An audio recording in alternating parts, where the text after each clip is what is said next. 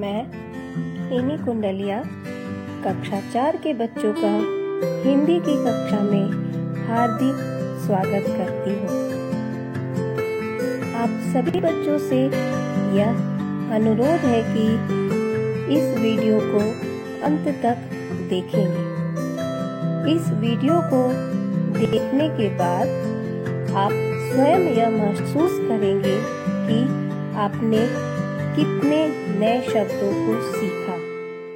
इसलिए आप सभी बच्चों से यह आग्रह है कि इस वीडियो को अंत तक देखें।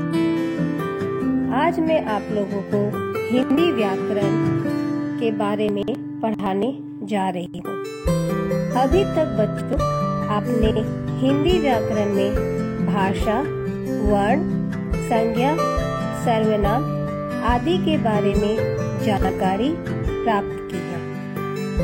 हम सब जानते हैं कि भाषा में शब्दों का विशेष महत्व होता है। किसी भी बात को व्यक्त करने के लिए या फिर निबंध लिखने के लिए या अनुच्छेद लिखने के लिए हमें पर्याप्त शब्द भंडार की आवश्यकता होती है। तो आज मैं आप सबको इस शब्द भंडार से पर्यायवाची शब्द और विलोम शब्द के बारे में जानकारी देने जा रही हूँ। पर्यायवाची शब्द। पर्यायवाची शब्द का क्या अर्थ होता है? पर्यायवाची शब्द किसे कहते हैं? इन सब की जानकारी आज मैं आप लोगों को दूंगी। पर्यायवाची शब्द या फिर समानार्थी शब्द। पर्याय का अर्थ है समान, समान अर्थात बराबर, और वाची का अर्थ है बोले जाने वाले। पर्यायवाची शब्दों को समानार्थी शब्द या समानार्थक शब्द भी कहा जाता है। अब बच्चों आप जानेंगे कि पर्यायवाची शब्द किसे कहते हैं। किसी शब्द विशेष के लिए प्रयुक्त समानार्थक शब्दों को पर्यायवाची शब्द कहते हैं। बच्चों किसी भी शब्द विशेष के लिए प्रयुक्त समानार्थक शब्द अर्थात एक ही शब्द उसके अलग अलग अर्थ बताने वाले शब्दों को ही हम पर्यायवाची शब्द कहते हैं। जैसे पेड़। आपने पेड़ तो देखा होगा बच्चों। पेड़ को हम तरु के नाम से भी जानते हैं, वृक्ष के नाम से भी जानते हैं, पादप भी कहते हैं, विटप भी कहते हैं और गाछ भी कहते हैं। इस तरह से ये सारे शब्द पेड़ के समानार्थी शब्द हैं। तरु, वृक्ष, पादप, विटप, गाछ, इन सभी नामों से हम पेड़ को जानते हैं। बच्चों अब आप अपनी व्याकरण पुस्तिका में पर्यायवाची शब्दों को देखेंगे और पढ़ेंगे। उन्हीं शब्दों के बारे में मैं आपको यहाँ बताने जा रही हूँ। अंधेरा। अंधेरा का पर्यायवाची शब्द होगा अंधकार, तिमिर, तम, तमस। अंधकार, तिमिर, तम, तमस, ये सारे शब्द अंधेरा का समानार्थी या फिर पर्यायवाची शब्द है। अमृत। अमृत के समानार्थी शब्द है पीयूष, सुधा, अमी, अमीय। पीयूष, सुधा, अमी, अमीय, ये सारे शब्द अमृत के पर्यायवाची है। आँख। आप सब ने आँख तो देखी होगी बच्चों। भगवान ने हम सभी को आँखें दी हैं। तो आँख को हम किन किन नामों से जानते हैं? नयन, दृग, नेत्र, लोचन। नयन, दृग, नेत्र, लोचन, ये सारे शब्द आँख के पर्यायवाची है। आँख को हम नयन, दृग, नेत्र, लोचन आदि के नामों से भी जानते हैं। आकाश, आकाश तो आपने देखा ही है बच्चों। आकाश को हम और किन किन नामों से जानते हैं? आसमान, गगन, नभ, व्योम, ये सारे शब्द आकाश के समानार्थी शब्द हैं। आकाश को हम आसमान, गगन, नभ, व्योम आदि के नाम से भी जानते हैं। आग, आग को हम अग्नि, अनल, पावक और दाहक इन सभी नाम से भी आग को जाना जाता है। अग्नि, अनल, पावक, दाहक ये सभी शब्द आग के पर्यायवाची हैं। उपवन, उपवन आप लोग तो जाते होंगे, जहाँ पर हम लोग टहलने जाते हैं, आप बच्चे लोग खेलने जाते हैं। तो उपवन को हम किन किन नामों से जानते हैं? बाग, फुलवाड़ी, वहाँ पर तरह तरह के फूल होते हैं इसलिए इसे फुलवाड़ी भी कहा जाता है। उद्यान, वाटिका, बाग, फुलवाड़ी, उद्यान, वाटिका ये सारे शब्द उपवन के समानार्थी शब्द हैं। उपवन को बाग भी कहते हैं, फुलवाड़ी भी कहते हैं, उद्यान भी कहते हैं और वाटिका भी कहते हैं। आदमी, आदमी का पर्यायवाची हुआ मनुष्य। मानव, नर, मनुज, मनुष्य, मानव, नर, मनुज ये सारे शब्द आदमी के समानार्थी शब्द हैं। आदमी को हम मनुष्य, मानव, नर, मनुज के नाम से भी जानते हैं। ईश्वर, जिसकी हम प्रतिदिन पूजा करते हैं या फिर प्रार्थना करते हैं, तो ईश्वर को हम किन किन नामों से जानते हैं बच्चों?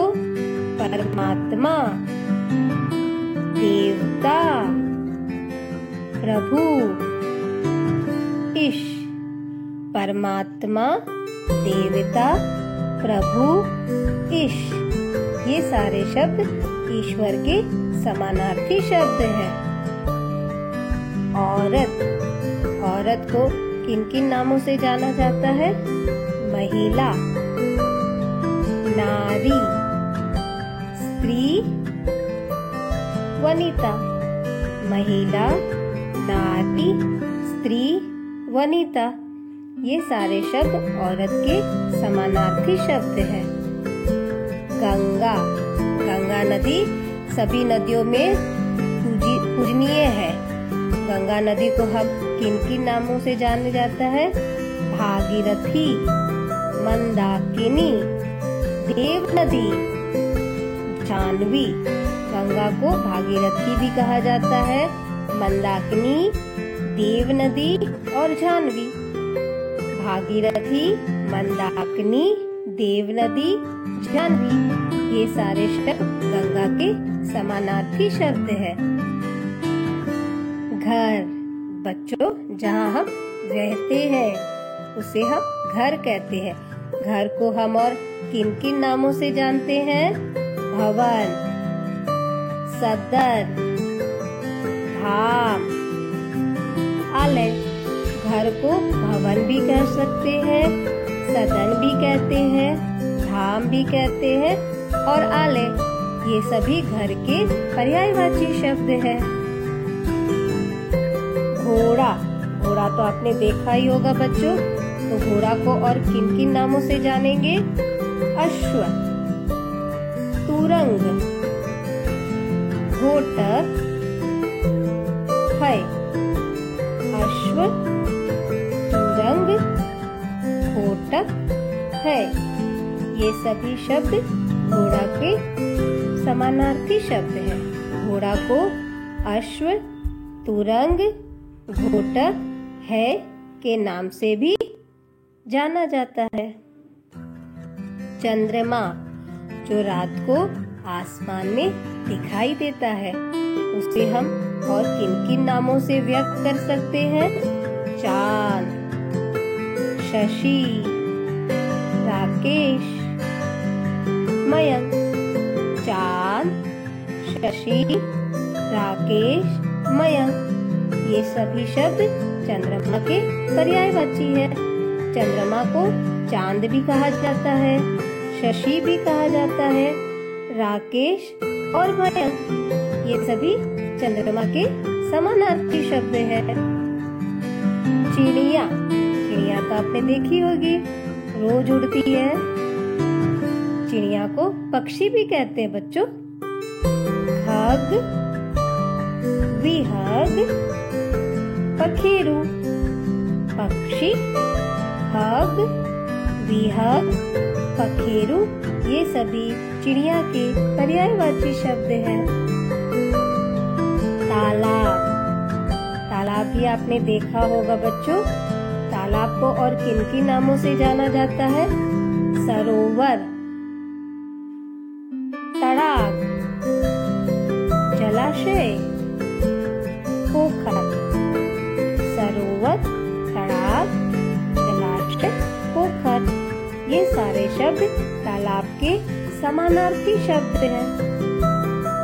दिन, दिन को दिवस, वार, वासर, रोज के नाम से भी जानते हैं। दिन को हम दिवस भी कह सकते हैं, वार भी कहते हैं, वासर भी कहेंगे और रोज भी कह सकते हैं। तो ये सभी दिन के पर्यायवाची शब्द हैं। पहाड़, पहाड़ में घूमने में बहुत मजा आता है ना बच्चों। पहाड़ को किन किन नामों से जानते हैं? पर्वत, गिरी, भूधर, नग। पर्वत, गिरी, भूधर, नग, ये सभी शब्द पहाड़ के समानार्थी शब्द हैं। पहाड़ को पर्वत भी कहते हैं, गिरी भी कहते हैं, भूधर भी कहते हैं और नग भी कहते हैं। पृथ्वी, पृथ्वी को धरती, भूमि, वसुधा, धरा के नाम से भी जाना जाता है। धरती, भूमि, वसुधा, धरा, ये सारे शब्द पृथ्वी के समानार्थी शब्द हैं। पुत्र, मम्मी कहती है ना मेरा प्यारा बेटा, तो पुत्र के समानार्थी शब्द क्या हो जाएगा? बेटा। सूत, तनय, आत्मज। बेटा, सूत, तनय, आत्मज, ये सारे शब्द पुत्र के समानार्थी शब्द हैं। उम्मीद करती हूँ कि आपको पर्यायवाची शब्द समझ में आ गया होगा। पर्यायवाची शब्द को समझने के बाद अब हम विलोम शब्द के बारे में जानेंगे और उसके अर्थ के बारे में समझेंगे। विलोम शब्द किसे कहते हैं? जिन शब्दों के अपने निश्चित अर्थ होते हैं, जो शब्द का अपना एक निश्चित अर्थ होता है और उसी निश्चित शब्द के जो अर्थ होते हैं उनके जो उल्टे अर्थ बताएंगे बच्चों, उसे ही हम विलोम शब्द, विपरीतार्थक शब्द या फिर उल्टे अर्थ वाले शब्द कहेंगे। जिन शब्दों के अपने निश्चित अर्थ होते हैं, उन अर्थों के विपरीत अर्थ बताने वाले शब्दों को विपरीतार्थक शब्द या विलोम शब्द या उल्टे अर्थ वाले शब्द कहते हैं। आइए अब मैं आप लोगों को कुछ विलोम शब्द बताती हूँ। विलोम शब्द, अंदर, अंदर जैसे कोई आता है तो उसका उल्टा हो जाएगा बाहर। अच्छा, अच्छा का विलोम बुरा। अपना, अपना का उल्टा हो जाएगा पराया। अमीर, अमीर का विलोम गरीब। अमृत, अमृत का विलोम शब्द हो जाएगा विष। असली, नकली। आकाश, आकाश का विलोम पाताल। आदर, हमें सबका आदर करना चाहिए। आदर का विलोम शब्द होता है निरादर, जो किसी का आदर न करे। आदि, आदि का अर्थ होता है शुरू या फिर आरंभ, तो उसका विलोम शब्द हो जाएगा अंत अर्थात समाप्त। इसके अलावा और भी विलोम शब्द हम पढ़ेंगे बच्चों। आय, आय का विलोम शब्द हो जाएगा व्यय। आयात, आयात का उल्टा निर्यात। आशा, निराशा। आस्तिक, जो भगवान को मानते हैं, तो उसका उल्टा हो जाएगा नास्तिक, जो भगवान को नहीं मानते। उचित, उचित का विलोम शब्द अनुचित। उधार, उधार का विलोम नकद। उपस्थित, आप लोग कक्षा में बोलते हैं ना उपस्थित मिस, तो वैसे ही उपस्थित का विलोम शब्द हो जाएगा अनुपस्थित। ऊपर, नीचे। कायर, जो डरपोक होता है, उसका विलोम हो जाएगा वीर, जो बहादुर है। और विलोम शब्द भी है बच्चों क्रय, क्रय का विलोम शब्द होता है विक्रय। गुण, गुण का विलोम शब्द होता है दोष। जीवन, जीवन का विलोम शब्द मृत्यु। गर्मी, गर्मी का होता है सर्दी। धनी, मतलब जो अमीर होता है उसे हम धनी भी कहते हैं, तो उसका विलोम शब्द होता है निर्धन अर्थात गरीब। मुझे आशा है कि आपने विलोम शब्द भी सीखा होगा। इस वीडियो के माध्यम से आपने पर्यायवाची और विलोम शब्द दोनों के बारे में जानकारी प्राप्त की होगी। इस वीडियो को समाप्त करने से पहले मैं आपके सामने एक दोहा रखने जा रही हूँ। मन के हारे हार है, मन के जीते जीत, कहे कबीर हरि पाइए, मन ही की प्रतीत। बच्चों, ये कबीर जी का दोहा है। इस दोहे में कबीर जी यह कहना चाहते हैं कि जीवन में जय पराजय केवल मन की भावनाएं हैं। यदि मनुष्य मन में हार गया या फिर निराश हो गया तो पराजय है। और यदि हम बच्चों अपने मन में सोच ले यह काम हमसे नहीं हो सकता है या हम नहीं कर पाएंगे, तो निश्चय ही हम उस कार्य को नहीं कर पाएंगे। लेकिन यदि हमने मन में यह निश्चय किया कि यह काम हमें करना है, यह काम मुझसे होगा और यह काम मैं करूँगा, तो निश्चय हमारी जीत होगी और उस कार्य को हम अच्छे ढंग से संपूर्ण कर पाएंगे। ईश्वर भी मन के विश्वास से ही पा सकते हैं।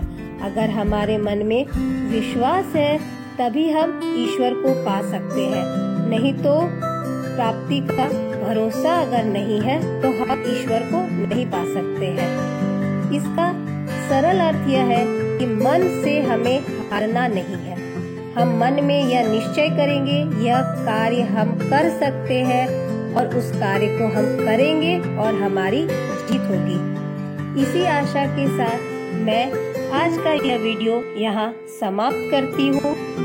आप बच्चों से यह अनुरोध है कि इस कोरोना संक्रमण काल में आप घर में स्वस्थ रहे, सुरक्षित रहे, अपनी पढ़ाई पर पूर्ण रूप से ध्यान दें, शिक्षिका द्वारा दिए गए कार्य को करें और अपना ख्याल रखें।